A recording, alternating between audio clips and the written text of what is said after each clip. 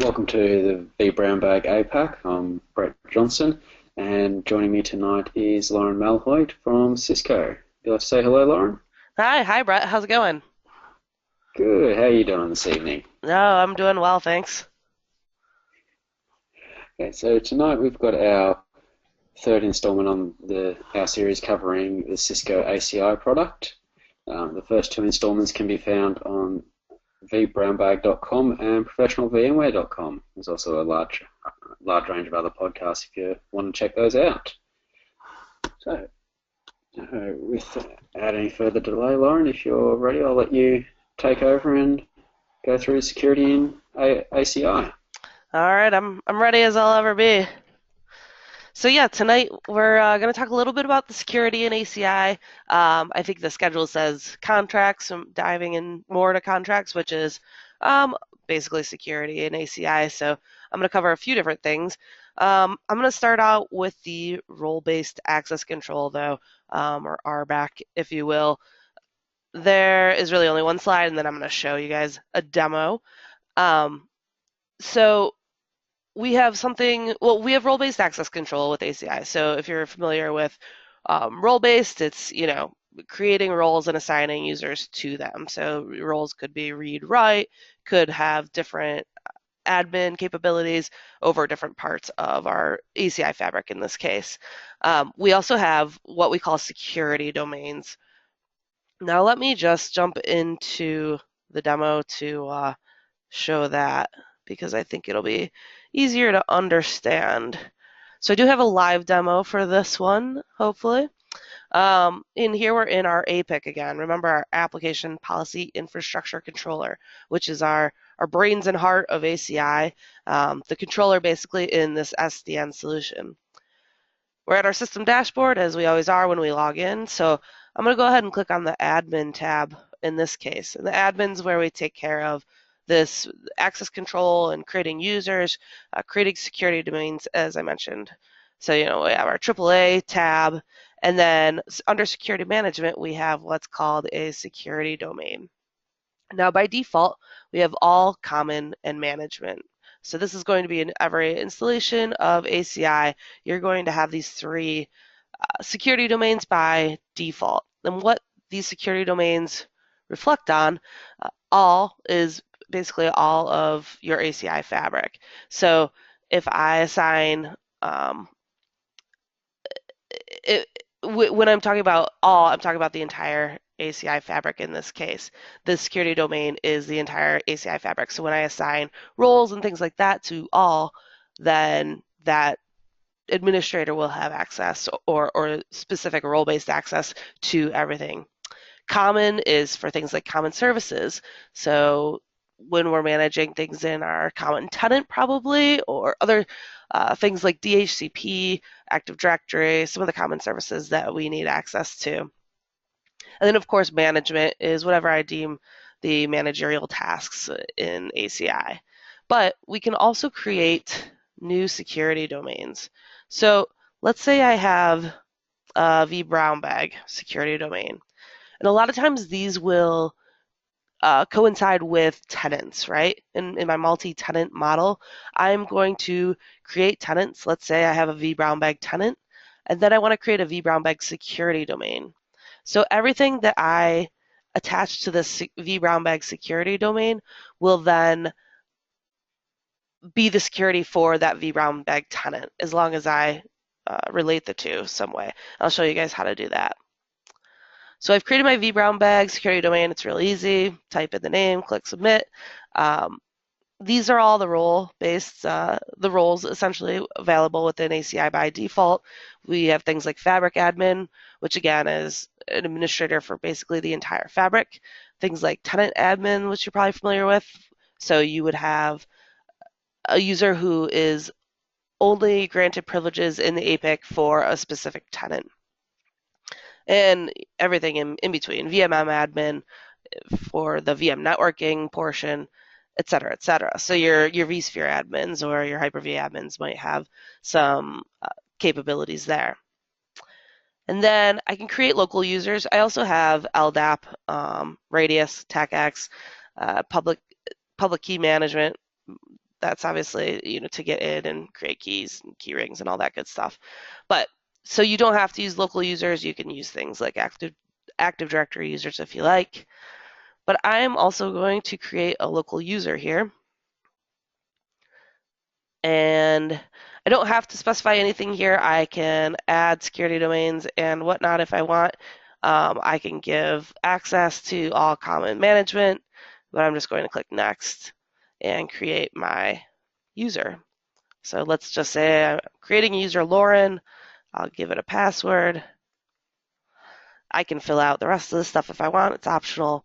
Active or inactive status, so we can create users, make them inactive if we need to, which satisfies a lot of auditing, and whether the account expires or not. So I'll go ahead and click finish. There we go. And then I can actually click on that user. And again, I can configure all of this stuff. I can add security domains to which this user has access. So I can put vBrownbag in there. And then, of course, where the role-based stuff comes in, I can say this person's a tenant admin with write privileges. I can do read or write privileges. Click Update. And now I have my role-based access control for vBrownbag. However, I haven't actually attached a tenant to it yet. So if I go ahead and create a tenant called vBrownbag, here is where I can specify, and I have actually created this already. So it's checkmarked in there already, but I would go ahead and checkmark that and then click submit, and this would attach that security domain to that tenant specifically. And we'd have all the great security attached to a specific tenant in this custom security domain case. So as interesting as role-based access is, and I always loved taking tests on things like that, not really, that's what I had for security domains. So let's go ahead and dive into some more interesting things, although not necessarily more important. Microsegmentation. So that is kind of a huge buzzword right now in the SDN world, especially between VMware NSX, Cisco ACI, microsegmentation. If you're not familiar with it, we'll go through a brief description. So traditionally, networks are set up like you see in my slide here. The perimeter is where all the security is. On the left there especially, we have the firewalls on the outside, and we may have different zones in those firewalls if you're coming from a Cisco ASA firewall specific place, but essentially all firewalls kind of allow you to create maybe a DMZ or DMZ, if you will. Also, your production environment, however you are creating security zones within your environment. And the picture on the right kind of shows microsegments. So we have separate security zones created, like I said, but the firewall is still on the perimeter there. This is still a microsegment, right? Because we're not creating an entire network and allowing access to it. But in these security zones, we're actually seeing isolation, specific isolation between specific devices. So what's the purpose of microsegmentation? Well, in that picture on the left there, we have what we're calling an evil genius hacker person, and they are able to get through our firewall somehow. We forgot a rule or something got deleted, some bug got exposed, they get through our firewall, and they make it to a server. So in the case where we don't have microsegmentation, they attack the server, they're able to own it. In the case where we don't have microsegmentation, they're also able to attack all of the other servers because nothing's isolated in this case. There are no security zones set up. So the evil genius hacker person is able to overtake all of our servers in this case that our first server had access to. When we implement microsegmentation, the evil genius hacker person still owns that first server, right? They're still able to get through the firewall, still able to attack us. But the difference is here, is that they're blocked from the other isolated servers. So we've set up these security zones, we've set up microsegments. In this case, server by server, whether that be physical or a VM. It, it could be anything really. It could be another security or another network device. We have this microsegmentation set up to keep us safe on the inside, keep us safe in that east to west traffic, and not just the north to south. And our evil genius hacker person is crying and sad, of course. So let's talk a little bit about ACI and what it will secure. It will secure VMware traffic, vSphere traffic, VM traffic. When we're creating port groups, the actual VM network port groups, it will secure the VMs in those port groups. So specifically, even if the VMs are in the same port groups, we can create microsegmentation in there now with ACI. Specifically, sorry, I'm just getting over a cold, so my throat's getting a little dry. So specifically when we're using the AVS now, which is the application virtual switch that comes from Cisco, we can do this microsegmentation right now. The VDS microsegmentation is coming next month, so in February 2016. We announced this a few weeks ago, so our next release should allow for both the vSphere distributed switch and the application virtual switch to allow us to do these microsegmenting capabilities. Now, also with ACI, not only can we microsegment the VM traffic, not only can we secure the VM traffic, we can secure any management traffic, vMotion, IP storage. So anything where we're creating those VM kernel port groups, we can secure that. Not only can we do VMware, we can also do any other hypervisor. So if you're running a multi-hypervisor shop, or maybe you're only running Hyper-V, KVM, we can secure that as well as the bare metal workloads. So again, that the bare metal workloads is coming next month. So that was just announced a few weeks ago. We can do this microsegmentation in the physical realm, which is pretty exciting. And I kind of want to come back to that. Why do we want to do this microsegmentation in the physical realm? Maybe you don't need microsegmentation at all. It's a use case. It's not necessarily a necessity for every single thing. Because remember with ACI, we have a whitelist model, which means that we have to actually assign contracts to allow traffic. Any other thing is denied between EPGs or endpoint groups. So I already have kind of built-in microsegmentation in a way. I've built-in security zones with ACI by using endpoint groups.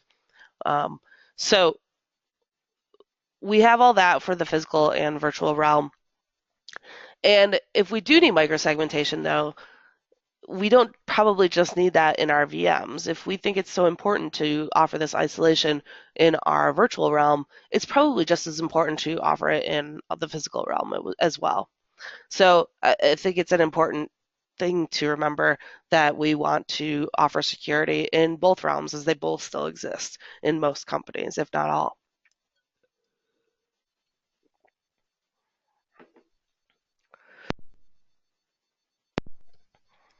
So I mentioned endpoint groups, and we talked about that before. If you are not familiar, go back and watch the first two podcasts or episodes in this ACI series. But endpoint groups, we can specify in various ways. We can specify by VLANs or physical ports, or virtual port groups, let's say in vSphere. These things can be specified in these basically 6 different ways. Now we've added VM attributes to the mix. So this was just in the last couple of releases of ACI that we can do what we call a VM attribute endpoint group. And I will show this if you guys don't remember how we created endpoint groups before. I'll show you a little demo. So with the VM attributes, how are they? Does that work, say, from VMware tags, or can that be multiple different attributes? How does that sort of play into this? Sure. So it's actually from the vSphere APIs. It's anything that we can. So here's a list of the VM attributes that actually we can work with in ACI. And we just are able to get all this information from the vSphere APIs. So, like in PowerShell, when you do a get-vm, right, you come up with a lot of these different attributes, and we're able to utilize that within ACI. Some of the popular ones, would be a VM name, right? And I'll show you an example with that. Other things could be by the AVS or the application virtual switch. So I could say everything in this application virtual switch will be in the same endpoint group, or everything that's Windows will be in this endpoint group. I mean, I don't know if you would do that or not, or maybe everything that's Linux would be in this endpoint group. By data center, um, all of the things posted here, I won't go through it and read it all. But just think of all of these things as a way to specify a group of VMs. And VM attribute endpoint groups are actually created dynamically. So let me go in and just show you. It might be easier to see through a video. And I apologize, it is a video. I wasn't able to get a lab with an application virtual switch today.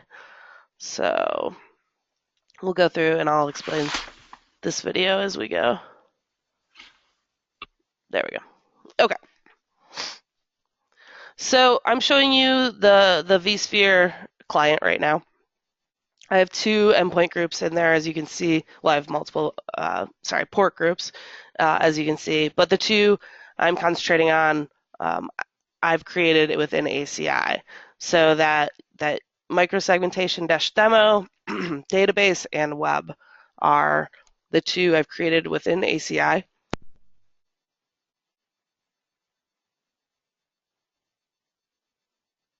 For this example. And you can see them here. So I have the web and database EPGs in my ACI, in my APIC. And this is kind of a review of what we went over last time. I'm going to put a contract between the web and database EPGs. In this case, I'm just going to allow any traffic. So no filters, just anything goes between my web and database EPGs and any endpoints within those.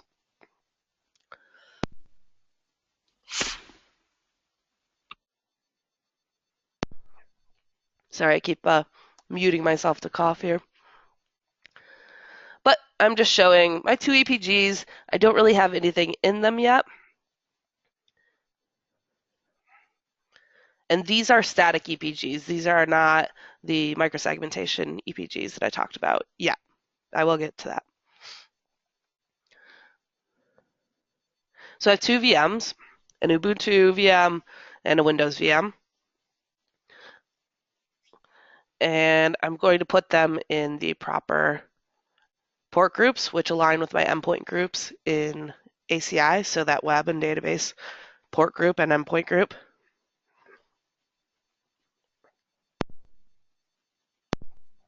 Okay, so now they're in the proper port groups. Now they should be able to communicate, because remember, I have that contract that allows any traffic. And you can see in the APIC, we click on the EPG web on the operations tab, we can see that Ubuntu VM has been assigned to that port group or that endpoint group. Same with the Windows. We can see that in the database endpoint group.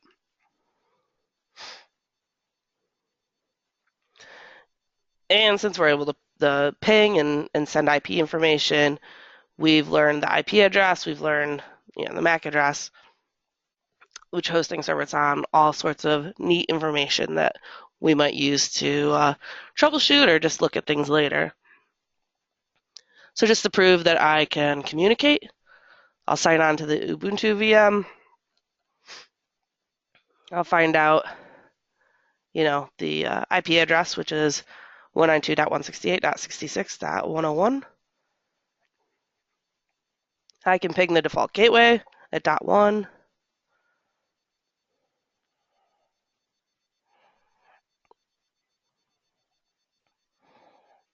I'm sorry, that was the Windows VM. Now we're on the Ubuntu VM. I'll find out this address, which is 192.168.66.100. Again, I can ping the default gateway from the Ubuntu VM.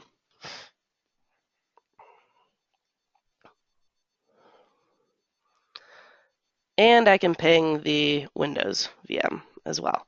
So we see that traffic is working, it's communicating. Because again, the contract allows it between my two EPGs. And just to prove, we'll ping the Ubuntu VM from the Windows server.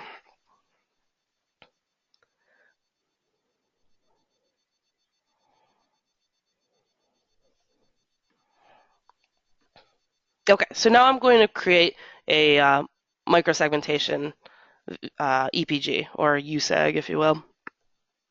And in this use case, I am going to specify infected VMs. So we're considering a use case here where we want to create a quarantine automatically when a certain VM is tagged that it has been infected.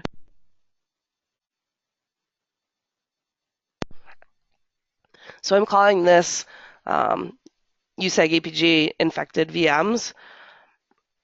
I'm going to put it in my bridge domain that I've created for this demo. And then here's where I specify those VM attributes that we talked about earlier. So I'll give it a name, infected, custom attribute. I'm going to specify where to look. So on a certain vCenter server on a certain application virtual switch.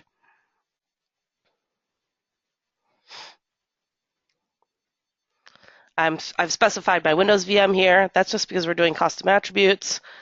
The name of the tag that we're looking for is infected. And when the value is true for infected, we will move the VM into this endpoint group automatically. So nothing's in there right now because I don't have anything that's infected yet. Here I actually put it in the right VMM domain. And here's where I'm showing. There's nothing in there now.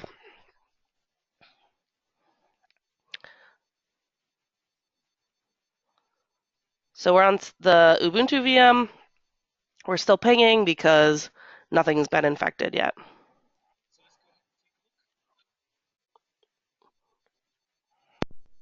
Oh, somehow my audio came back on my demo. Let's see if I can mute that. Okay. So we're back in our vSphere client. I haven't specified this, but in this case, the antivirus solution that I'm using has specified the infected custom attribute as true. So this was done automatically through some sort of antivirus solution. For the demo, it's rigged, but the antivirus solution has deemed this VM is infected by some sort of virus. So now if we go ahead and look at our microsegmentation EPGs, we do have the Windows VM, which has the infected attribute now set to true. It's been automatically moved into our microsegmentation EPG. And it's no longer in our database EPG, which is where we set it in VMware.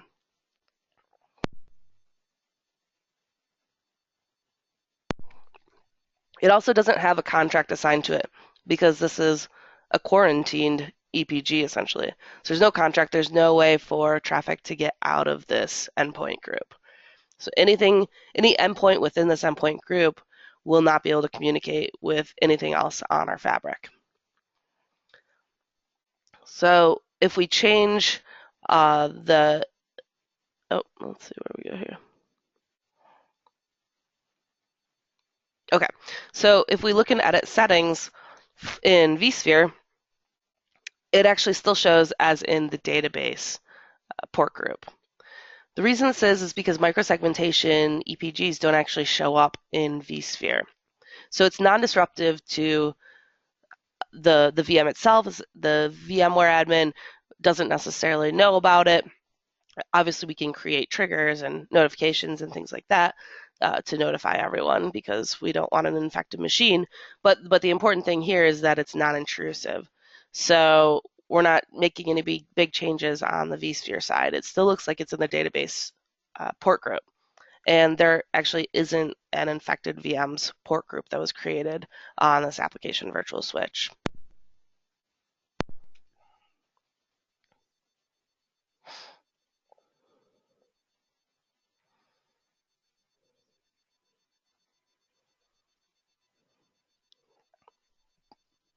So with this, when you mentioned about the antivirus, that's just sort of an example of the multiple third-party products might be able to integrate, change an attribute, and depending on what you set up for your segregation, then ACI can take action as whatever's specified. Is that sort of what that's helping to show there? Yeah, exactly. So the integration between VMware and the antivirus, you'd be able to create certain triggers, or you might create some sort of scripting or application on the customer end user end.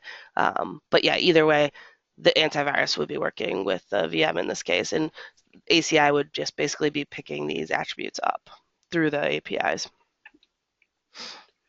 And so it also then obviously handles custom attributes, not just the predefined ones within VMware. Right. As within reason, yes. So I'm showing that my infected VM has in fact been quarantined. My pings are no longer working. I can no longer communicate from my Ubuntu VM to my Windows VM because the Windows VM has been quarantined. Now, if you notice, the antivirus has now deemed my Windows VM as not infected anymore. Infected is false. So if you look in the lower left-hand corner under annotations, it says false at this point, and that's when my pings started working again. So again, it's automatic. It's no longer in my microsegmentation EPG. It got moved back to my database EPG because that's where the VM is actually in edit settings. That's where we see the network. It's actually under database. So that's one use case for microsegmentation, being able to quarantine things. We have other use cases. This kind of shows it a little more clear. Hopefully you can see a little better in the screenshot, where we are creating EPGs with VM attributes. And over on the right there, I am specifying a VM name in this case. So my VM filter attribute, or my VM attribute, essentially, I gave it a name called Finance Web. The type is VM name. That's where we specified custom attribute in that video. But in this case, I'm going to use VM name. My operators contains, it could be equals, it could be a lot of different things, and then the value finance. So anything that has a VM name, so literally the names that you see in vSphere, not necessarily the guest OS name, although we could do it by that too. With the name finance will be put into the same EPG. And then we can assign the same policies to that. So if finance web always needs to talk to finance app, we can create those policies.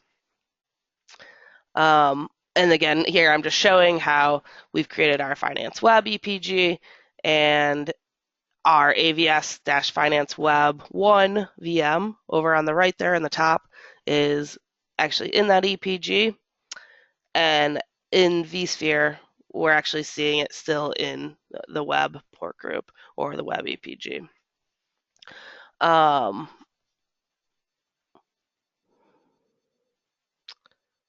sorry, I feel like I had a really important point and then I just lost it. So I'll just keep going.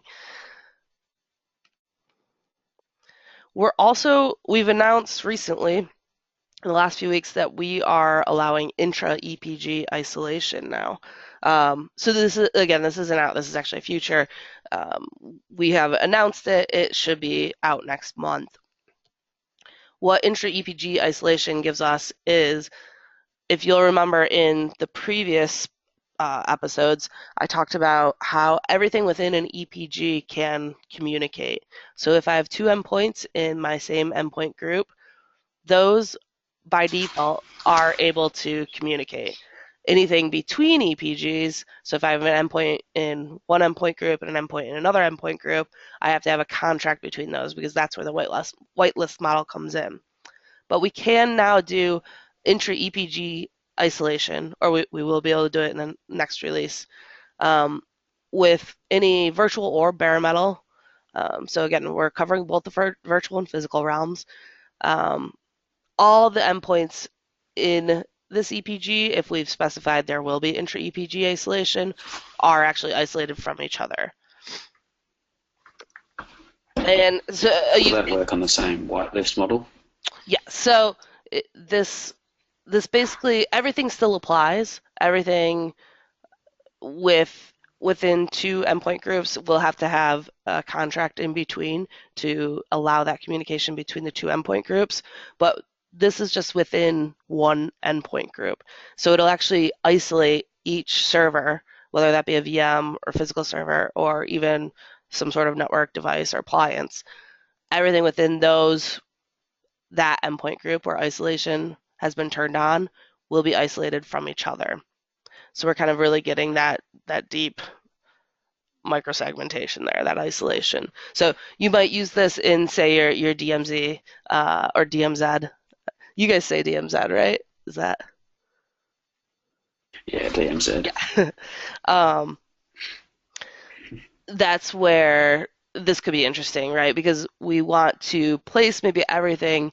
We want to maybe create a DMZ endpoint group because it's getting all the same policies, it's allowed all the same policies to the inside, but maybe we don't want everything in our DMZ to be able to communicate with each other, right?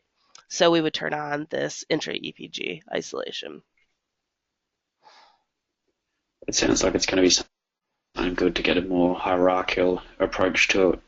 As you said, like with the DMZ as an example, you can sort of between that and then you have your more generic contract that it links to.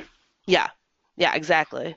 And that way you're not specifying several contracts for everything. I mean, even though we can kind of copy and paste these contracts, it's a lot easier from an administrator point of view if we can create one EPG, create one contract, or maybe a couple contracts or whatever, or contract with a few filters to handle that entire EPG rather than reinvent the wheel every single time. So as I said, some of this is a future. Definitely sounds a lot easier to administer. Yeah, absolutely. And that's kind of what we're trying to do with the software-defined networking is to, people that are constantly making changes to their network or adding things to their network. In this case, if you add a server to the DMZ, you just throw it in that EPG, it would be isolated from the other servers there, but it may automatically get the same policies that they all get. So here's kind of what we have now and what we will have in the next few releases.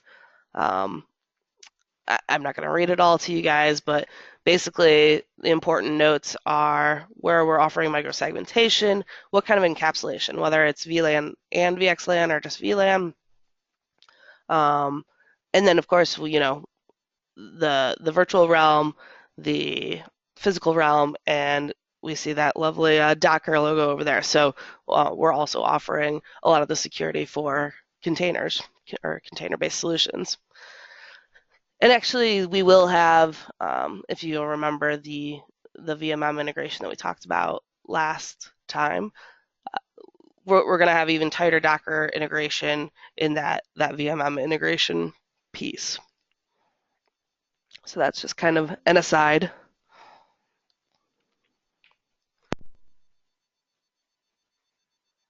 And to wrap it up here, I'm just going to talk about a few other things that we have as far as security. Now, this hasn't been like a comprehensive, all-encompassing security talk with ACI because there's actually a ton more out there, but just some cool things that I like to talk about. The ACI distributed firewall.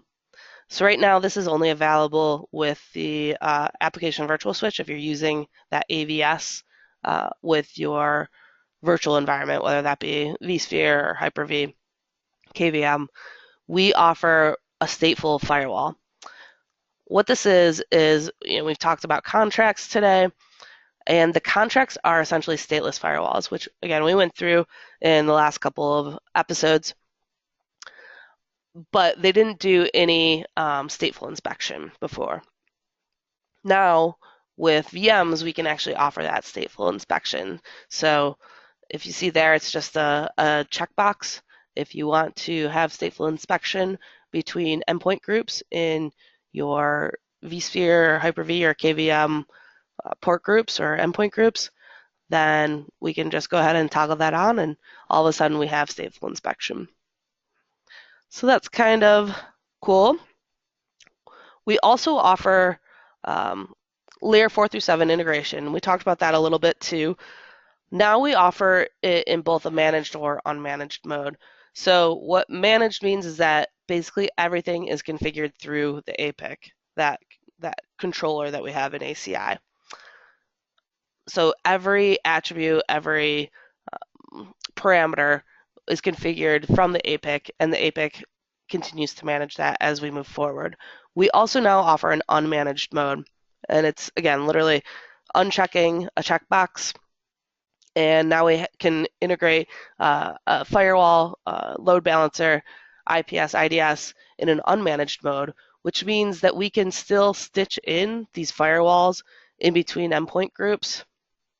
So if I need deep packet inspection, or if I need to do some load balancing between endpoint groups, I can stitch those in, but still manage it from that particular device. So if I need to log on to a Fortinet firewall or log into an F5 load balancer, I can go ahead and manage it from that specific device. So this will help if, say, you're not able to find a device package specifically for ACI and whatever layer 4 through 7 devices that you're using. If you prefer, if you have separate admins that are handling your layer 4 through 7 devices, then they'd still be able to do it from that unmanaged mode.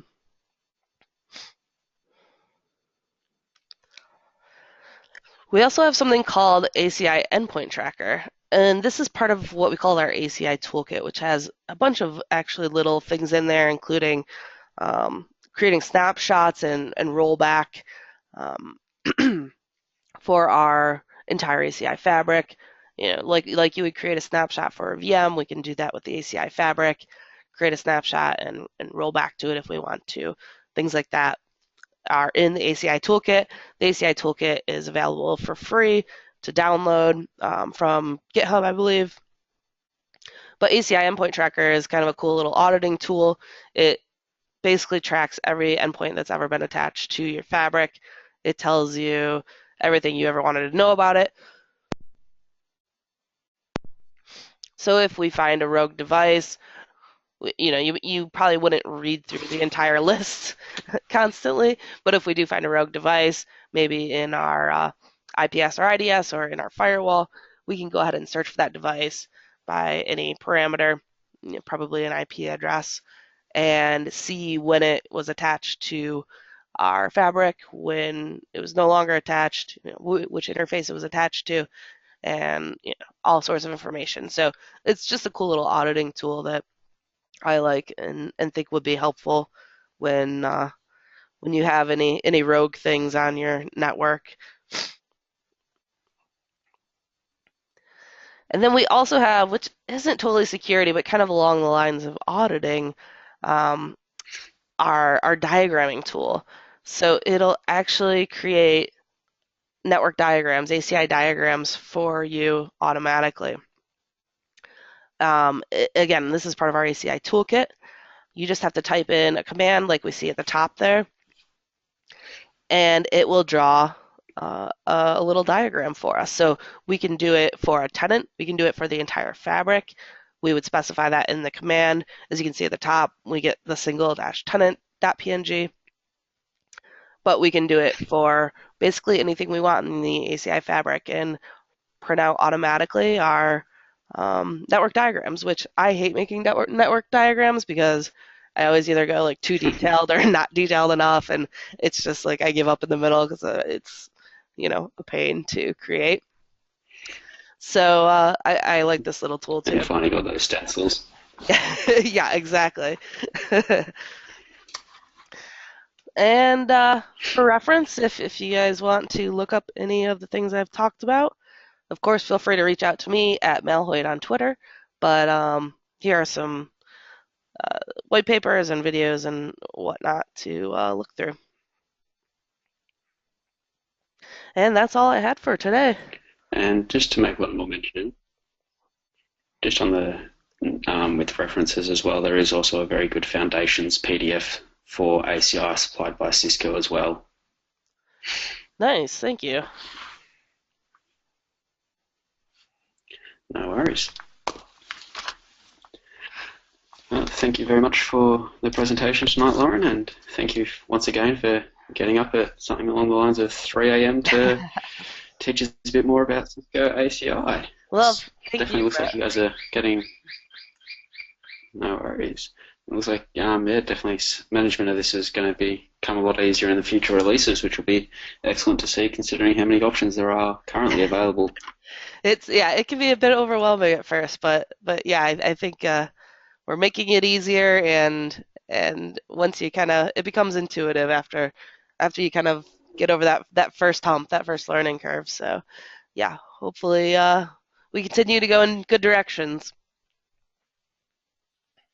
It sounds like you guys are well on your way. So I'd like to thank everyone listening to the vBrownbag podcast. As I mentioned, this is our third installment of the Cisco ACI series, and the rest can be found at vBrownbag.com or Professional VMware. And once again, Lauren, thank you very much for taking the time to present tonight. And thanks again to you.